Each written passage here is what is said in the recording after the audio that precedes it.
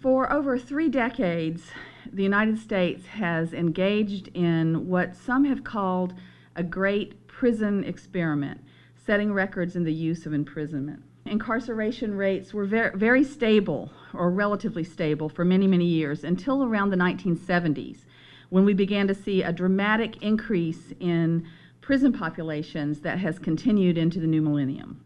To put a human face on the trend, what we're primarily talking about, of course, is an alarming increase in the incarceration of young men, disproportionately young African American men and Latino men. We've also imprisoned larger and larger proportions of young women as part of the Great Prison Experiment. The increasing numbers of young women who are incarcerated in the United States are disproportionately women of color. In 2008, in February of 2008, the Pew Center on the States released a report indicating that 1 in every 100 adults in the United States is in jail or prison. The United States has an incarceration rate of 750 prisoners per 100,000 people.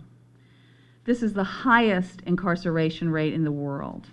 Our closest rival for this distinction is Russia, with an incarceration rate of 628 per 100,000.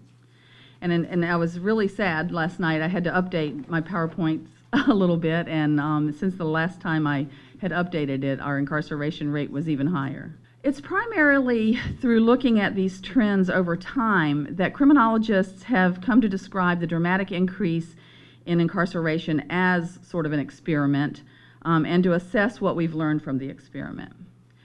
So what have we learned?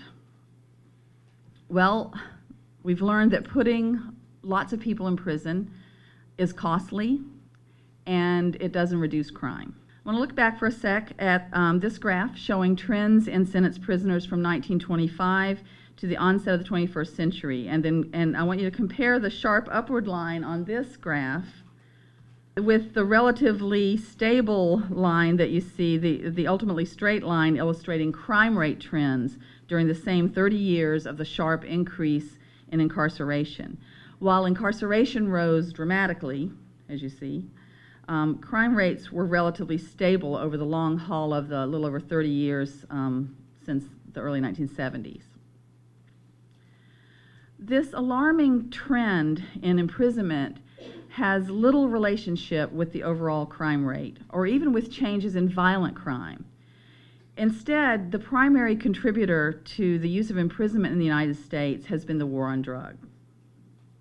Throughout the 1980s and the 1990s, the drug war escalated, and massive numbers of low-level drug offenders were sentenced to prisons as states rushed to build more and more prisons to house them.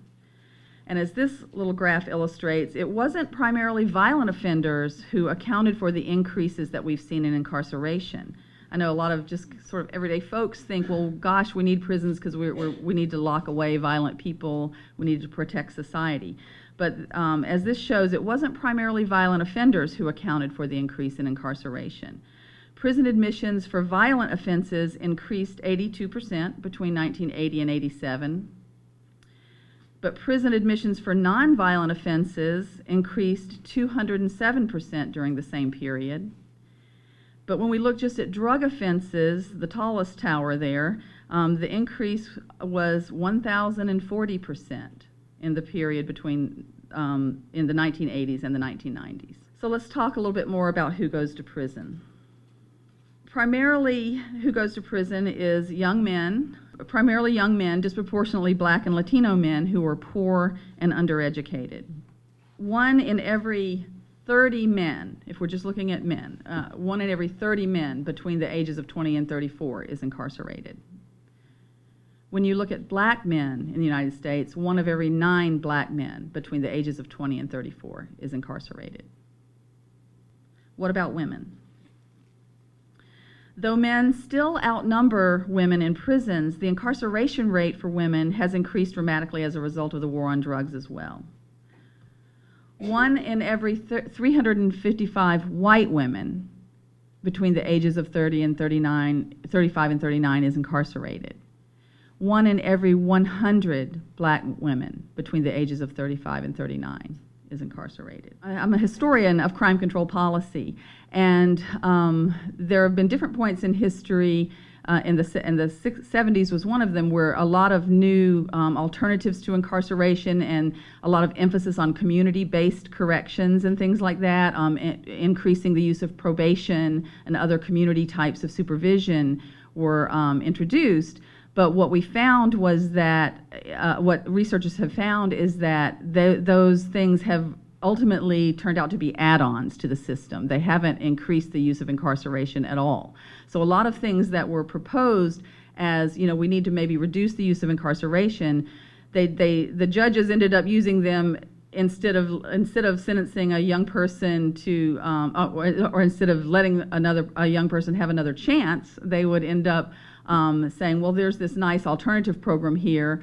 I'll put you into that program. So essentially, what we call it in the field is net widening, that each new development in community-based corrections has actually added more to the roles of people under social control